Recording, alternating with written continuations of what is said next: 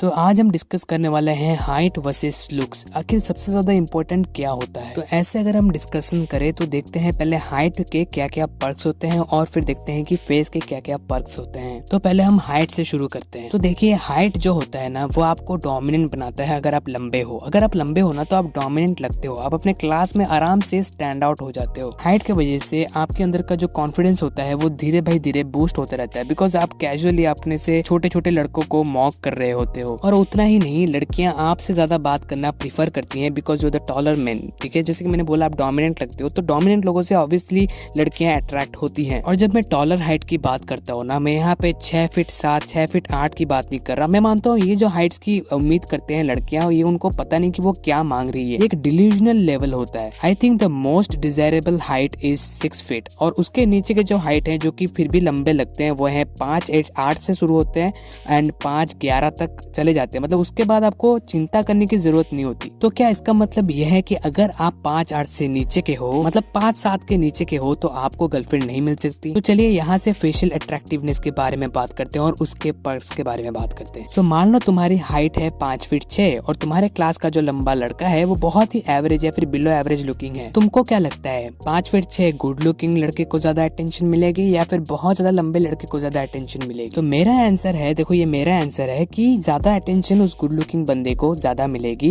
As compared to the tall person. I mean tall person को भी जरूर attention मिलेगी, लेकिन जब आप अच्छे दिखते हो ना तो वो ज्यादा यूजफुल होता है as compared to being tall when it comes to attraction. There is this channel called SR pay, और उसका जो बंदा है ना जो कंटेंट बनाता है उस चैनल पे, वो बहुत ही ज्यादा अट्रैक्टिव है अगर आप उसको देखोगे तो। और उसके कमेंट सेक्शन में आपको ज्यादातर लड़कियां ही मिलेगी। You know why? Because he is attractive और उसकी हाइट ज्यादा नहीं है। मैं आपको और एक एग्जांपल देता हूँ। मेरा और एक भाई है, ठीक है, वो भी ज्यादा लंबा नहीं है, वो उसकी हाइट 5 फीट 6 है and he gets a lot of girls attention. So I believe कि at the end height is important, but उतना भी नहीं जितना फेस इम्पोर्टेंट है। अगर आप अट्रैक्शन लेवल पे 6 आउट ऑफ 10 हो या फिर 5 आउट ऑफ 10 हो, तो उस हिसाब से आपकी हाइट होनी चाहिए जो कि आपके SMV को बूस्ट कर सके। और मैंने एक चीज पाई है कि फेशियल अट्रैक्टिवनेस को इम्प्रूव करना थोड़ा सा कॉम्प्लिकेटेड होता है एज कम्पेयर टू हाइट को इम्प्रूव करना। फॉर एग्जाम्पल, आप टेम्पोरेली अपने हाइट को इम्प्रूव करना चाहते हो तो आप इंसोल्स का इस्तेमाल कर सकते हो, और अगर आप सर्जिकली जाना चाहते हो there is surgery called limb lengthening surgery,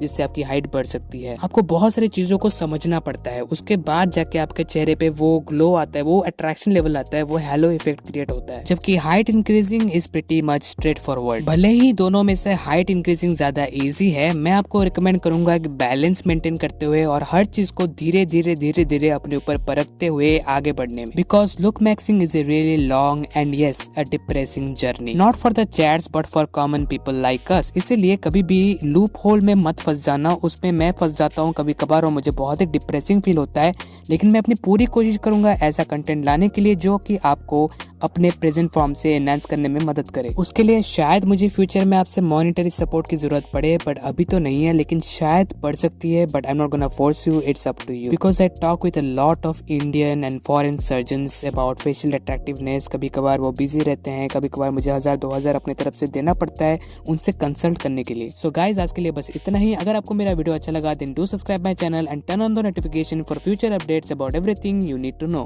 peace out.